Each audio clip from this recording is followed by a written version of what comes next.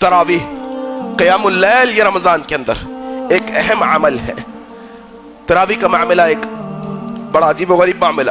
کیا کوئی ہے جو یہ سمجھتا ہے کہ پوری قرآن سننا ضروری ہے؟ نہیں، فرض نہیں ہے بھائی پوری قرآن سننا. یہ غلط فہمی بٹھائی گئی ہمارے ذہنوں کے اندر. رمضان میں پوری قرآن سننا فرض نہیں ہے، سنت ہے.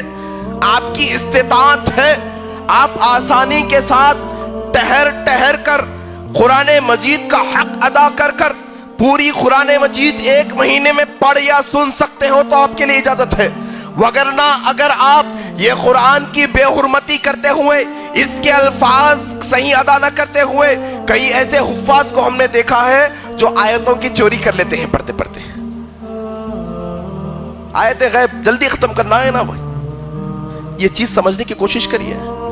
یہ قرآن کا حق نہیں کہ تم فراٹے مارتے ہوئے ایک رات پڑھو. اچھا اگر کوئی یہ سمجھتا ہے کہ میں نے ایک رات میں پوری قرآن سن لی، یا کوئی یہ سمجھتا ہے میں نے 3 رات میں 10 پارے کر کے پوری قرآن سن لی، کوئی یہ سمجھتا ہے کہ میں نے 6 راتوں کے اندر 5 پارے کر کے قرآن سن لی، کوئی یہ سمجھتا ہے میں نے 3 پارے کر کے 10 دنوں کے اندر قرآن سن لی، کوئی یہ سمجھتا ہے میں نے 2 پارے کر کے 20 دن میں قرآن سن لی، کوئی یہ سمجھتا ہے میں نے 1.5 پارے کر کے 25 دن قرآن پڑھ لی. تو یاد رکھو، ایک دن پڑھنے والے کے لیے 19 دن کی معافی نہیں ہے کہ راتوں کو پھرتا پھرے. نہیں، ایک دن میں اگر سن بھی لیا تو روزانہ قیام اللیل کرنا ضروری ہے. اگر کوئی 6 دن میں کر لیا ہے مکمل تو 24 دن خالی نہیں ہے، بلکہ قیام اللیل تو کرنا ہی کرنا ہے اسے. آ کے کوئی 10 دن میں کر لیا ہے تو اسے چھوڑ دیا نہیں جائے گا 20 دن کے لیے. 20 دنوں میں قیام اللیل کرنا ہے اسے.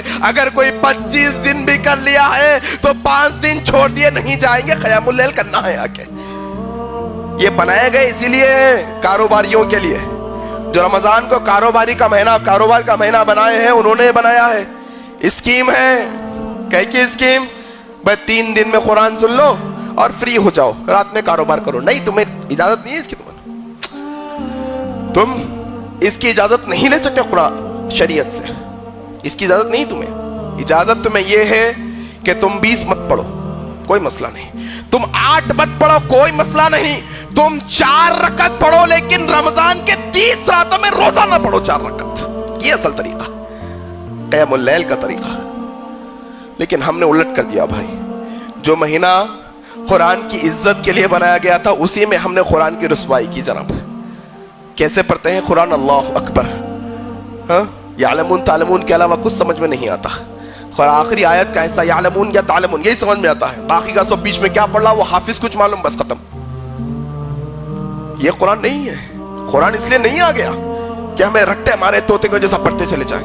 اس کو پڑھنے کا حق ہے. حق جانو قرآن کا. قرآن کے جو 6 حقوق ہیں علم حاصل کرو. کیا حقوق ہے قرآن کے؟ وَرَتِّلِ الْقُرْآنَ تَرْتِيلًا. کیسا پڑھنا ہے قرآن؟ ترتیل کے ساتھ، ٹھہر ٹھہر کر اس کا حق ادا کر کر پڑھنا ہے. ایسے نہیں منمانی جیسے الفاظ سمجھ میں نہیں. یہ اللہ کے کلام کی بے حرمتی ہے. یہ اللہ کے کلام کی بے حرمتی ہے کہ تم پڑھ رہے ہو. اللہ کے نبی کے بارے میں آتا، اللہ کے نبی صلی اللہ علیہ وسلم جب قرآن پڑھتے تو ایسا لگتا کہ آپ کے ہونٹوں سے موتی جھڑ رہے ہو. ایک ایک لفظ سمجھ میں آتا، ایک ایک حرف سمجھ میں آتا. ہر آیت پر دیکھ کر رکتے آرام سے. معاملہ ہے عجیب و غریب ہمارا بھائی. کوئی اگر قرآن کی 4 دن 5 دن پہلے کا واقعہ ہے، کوئی شخص نے، اللہ عالم کون ہے، روڈ پر قرآن کے اوراق ملے، لوگ جمع ہو گئے احتجاج کرنے کے لیے. کیوں؟ قرآن کی بے حرمتی. اچھا جو تمہارے گھر میں قرآن رکھا ہے، جو تمہارے گھر میں قرآن ہونے کے باوجود موسیقی بجتی ہے، یہ قرآن کی بے حرمتی نہیں؟ تمہارے بھائی بہن کی شادی ہوئی ہوگی، تمہارے گھر میں قرآن رکھا ہے، تمہارے گھر کی بوڑھیاں بیٹھ کر ڈھولک بجاتی ہے قرآن کے سامنے، یہ قرآن کی بے حرمتی نہیں؟ تمہارے گھر میں قرآن رکھا ہے، تمہاری مائیں بہنیں گھر میں بیٹھ کر ننگی فلمیں دیکھتی ہے، سیریل دیکھتی ہے ٹیلی ویژن پر قرآن کی موجودگی میں، یہ قرآن کی بے حرمتی نہیں؟